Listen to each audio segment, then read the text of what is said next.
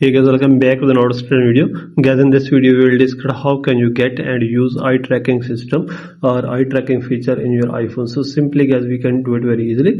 So first of all guys, you may just open the settings of your iPhone or iPad, and guys you may click here on general and click on software update and update your iPhone or iPad to the latest iOS version. Then guys you may go back and you may scroll it down. Here is the option of accessibility, so you may click here, and here you may see that here is the option of eye tracking, so you may click here, and here the option of eye tracking, so you may turn this on, and guys you may follow this procedure. So let's check.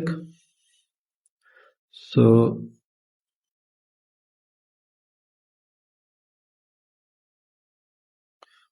guys you may check, guys your eye feature or eye tracking feature has been now working, and you may turn this off or turn on, or you may use any other by your eyes, and you can control your iPhone through your eyes. So by all these methods guys you can fix it very easily. So let's check guys. If you have any problem, you may tell us in a comment box. For more videos please subscribe our channel.